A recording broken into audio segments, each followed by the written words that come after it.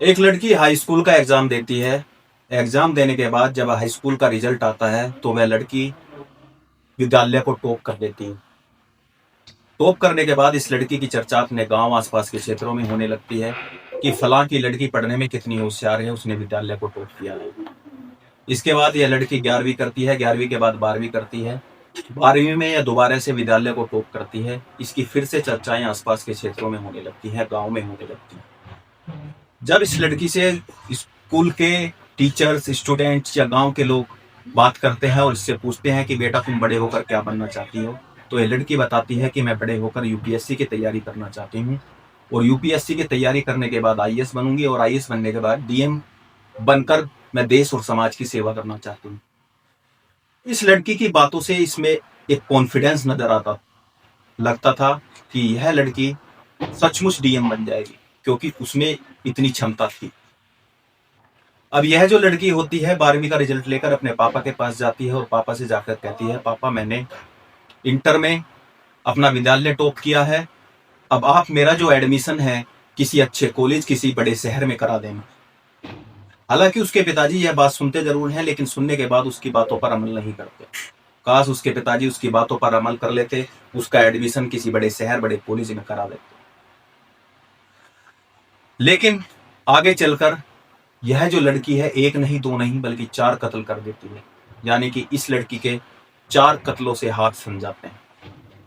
जब पुलिस इस पूरे घटनाक्रम का खुलासा करती है तो लोगों को यकीन नहीं होता कि आखिर एक लड़की जो पढ़ने में इतनी होशियार थी, जिसने विद्यालय को टॉप किया था, वह कत्ल कर सकती है या कातिल बन सकती है। हर लोग इसकी वजह जानना चाहते थे, इसके पीछे की वजह क्या है, इसके पीछे की कहानी क्या है।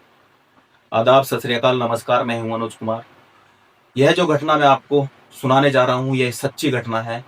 राजस्थान प्रदेश का एक जिला लगता है अजमेर। अजमेर जिले का एक थाना लगता है बोराड़ा। बोराड़ा थाना क्षेत्र का एक गांव लगता है श्री रामपुरा।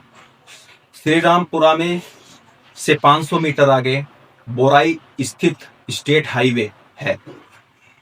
यहाँ पर 28 मई 2026 की सुबह लगभग 5:30 बजे एक राहगीर गुजर रहा होता है। जब वह राहगीर गुजर रहा होता है तो उसकी नजर सड़क पर पड़ती है। सड़क पर एक गाड़ी जो स्कॉर्पियो होती है, उसमें धू धू कर आग लग रही होती है। उसमें आग की लपटें निकल रही होती हैं। तभी वह राहगीर अपना मोबाइल निकालता है। मोबाइल निकालकर उसकी एक वीडियो बना लेता है। वह एविडेंस के तौर पर उसकी वीडियो बनाता है। इसके बाद वह पुलिस को फोन करता है। फोन करने के बाद वहां की लोकेशन बताता है। लोकेशन बताने के बाद कहता है कि साहब, यहाँ पर एक स्कॉर्पियो गाड़ी है जिसमें धू धू कर आग लग रही है और आग की लपटें काफी निकल रही हैं। पुलिस को जैसे ही यह सूचना मिलती है, पुलिस मौके पर पहुंचती है। मौके पर पहुंचने के बाद फायर ब्रिगेड को बुला लिया जाता है। फायर ब्रिगेड उस स्कॉर्पियो गाड़ी पर आग पर काबू पाती है। आग पर काबू पाने के बाद राहगीर जो गुजर रहे थे उस हाईवे से, जो आसपास के गांव थे, वहां पर भीड़ इकट्ठी हो जाती है। भीड़ इकट्ठी होने के बाद पुलिस अब जो है इस स्कॉर्पियो का दरवाजा खोलती है। दरवाजा खोलने के बाद देखती है तो उसमें 3 लाशें हैं। वह 3 लाशें पूरी तरह से जल चुकी हैं, वो कंकाल बन चुकी हैं। वहां सिर्फ हड्डियां ही हड्डियां बची हैं। अब जैसे ही वहां भीड़ इकट्ठी हो रही थी, भीड़ में से किसी आदमी की नजर एक खेत पर पड़ती है जो गाड़ी से कुछ ही दूरी पर था। वह आदमी बताता है कि साहब, यहाँ पर भी एक महिला की लाश है। पुलिस वहां जाकर देखती है तो वहां भी एक महिला की लाश होती है जो मृत है, मरी हुई। अब पुलिस मामले की जांच करती है। जो वह महिला थी उसका चेहरा साफ दिखाई दे रहा था। वह जल तो चुकी थी लेकिन उसका चेहरा पूरी तरह से नहीं जला था, उसका शरीर भी पूरी तरह से नहीं जला था। अब पुलिस इन चारों सब्जों को कब्जे में लेती है। कब्जे में लेने के बाद पोस्टमार्टम के लिए भेज देती है। इधर जिस राहगीर ने वह वीडियो बनाई थी, वह वीडियो सोशल मीडिया पर वायरल हो जाती है। वायरल होने के बाद हर कोई जानना चाहता है कि इस कहानी के पीछे क्या कहानी है, इस घटना के पीछे क्या कहानी है। दरअसल जो महिला खेत में मिलती है उसका नाम सुज्ञान देवी होता है। वह पेशे से एक वकील होती है। अब पुलिस गाड़ी के नंबर से उस गाड़ी के मालिक का पता करती है। जो तो गाड़ी का मालिक होता है राम सिंह चौधरी, जो कांग्रेस का नेता भी होता है और पूर्व सरपंच होता है। वह बोराड़ा का ही पूर्व सरपंच होता है। पुलिस आगे जानना चाहती है। पुलिस श्री रामपुरा गांव में पहुंच जाती है। पहुंचने के बाद गांव के लोगों से बातचीत करती है। और इनके बारे में जानना चाहिए। तो बताते हैं कि जो ये राम सिंह चौधरी है, इसकी एक माँ है जिसकी उम्र 90 वर्ष है, जिसका नाम उमा देवी है। इसकी एक भांजी है जिसका नाम महिमा है, जिसकी उम्र लगभग 32 वर्ष है। और इस राम सिंह चौधरी ने 2 शादी की थी। अब पुलिस इन शादियों के बारे में भी जानना चाहती है कि इसने 2 शादी क्यों की, कब की, कैसे की। तो बताया जाता है कि इसने जो पहली शादी की थी वह सन 2005 में की थी, और जिससे शादी की थी उस महिला का नाम होता है सुनीता। सुनीता के 2 बच्चे होते हैं, एक लड़की होती है, एक लड़का होता है। लड़की का नाम होता है सरिता, जिसकी उम्र 19 वर्ष होती है, और लड़का जिसकी उम्र 17 वर्ष होती है। अब पुलिस दूसरी शादी के बारे में जानना चाहती है कि यह दूसरी शादी कैसे हुई। तो बताया जाता है कि यह जो राम सिंह चौधरी था, इसने किसी सेक्रेटरी से को थप्पड़ मार दिया था, उसको पीट दिया था। इसी दौरान यह जो है जेल चला जाता है। जेल जाने के बाद जो महिला इसकी पैरवी कर रही होती है, सुज्ञान देवी, उससे इसे प्रेम हो जाता है। बातचीत के दौरान प्रेम हो जाता है। प्रेम होने के बाद यह दोनों शादी करने का फैसला कर लेते हैं। यह दोनों शादी कर लेते हैं। अब यह सभी मिलकर इसी श्रीरामपुर के फार्म हाउस पर एक साथ ही रह रहे थे। सब लोग खुशी से रह रहे थे, साथ रहते। तभी गांव में पुलिस बात करके अब श्रीराम चौधरी के घर पहुंचती है। घर पहुंचकर जो इसकी पहली पत्नी होती है सुनीता, उसको बताया जाता है कि तुम्हारे पति की एक हादसे में मौत हो चुकी है। जैसे ही सुनीता यह सुनती है, उसका रो रो कर बुरा हाल हो जाता है। उधर जो इसकी बेटी होती है, जिसका नाम सरिता होता है, वह सुनती है, उसका रो रो कर बुरा हाल हो जाता है। हालांकि यह जो मामला था एक कांग्रेस नेता से जुड़ा था, तो इसमें बड़े बड़े अधिकारी पहुंचते हैं, फोरेंसिक टीम, डॉग स्क्वाड व अन्य लोग वहां पर पहुंचते हैं। अब पुलिस जब बातचीत कर रही होती है इनके घर पर, तो पुलिस की नजर पड़ती है एक 17 साल का बेटा बड़े आराम से, बड़ी तसल्ली से, बड़े इत्मीनान से चाय पी रहा होता है। उसको फर्क ही नहीं पड़ रहा होता है कि उसका घर में बाप मरा। पुलिस वाले आपस में बातचीत करते हैं और कहते हैं कि इस लड़के का बाप मर चुका है, इतनी दर्दनाक मौत मरा है, लेकिन इस लड़के पे कोई फर्क नहीं है, असर नहीं है। लड़का आसानी से बैठा हुआ चाय पी रहा है, इत्मीनान से बैठा हुआ चाय पी रहा है। तभी इसी दौरान जो है, जो शव पोस्टमार्टम के लिए पहुंचाए गए थे, उनकी रिपोर्ट आ जाती है। रिपोर्ट में चौंकाने वाला खुलासा होता है। रिपोर्ट से पता चलता है, जो रिपोर्ट होती है वो सुज्ञान देवी की होती है, जिसकी लाश खेत में पड़ी मिली। उससे पता चलता है कि इनके मरने से पहले किसी धारदार हथियार से इन पर हमला किया गया। लेकिन जो बाकी की 3 लाशें थी, वो कंकाल बन चुकी थी, हड्डी बन चुकी थी, उनकी कोई रिपोर्ट नहीं देती। लेकिन पुलिस अंदाजा लगाती है कि शायद उनके साथ भी ऐसा ही किया होगा, जब चौथे के साथ ऐसा किया। अब पुलिस इस मामले की तफ्तीश में जुट जाती है, टीमें गठित की जाती हैं। इधर पुलिस जो श्रीराम चौधरी का घर होता है वहां पहुंचती है, वहां जाकर देखती है, मुआयना करती है।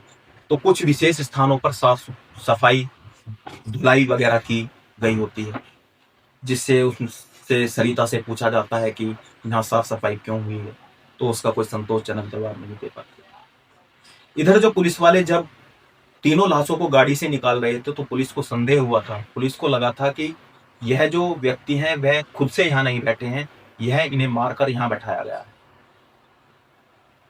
अब पुलिस को इन पर संदेह हो जाता है, ये संदेह के घेरे में आ जाते हैं। संदेह में घेरे में आने के बाद पुलिस इन्हें हिरासत में लेती है। हिरासत में लेने के बाद इनसे पूछताछ करती है।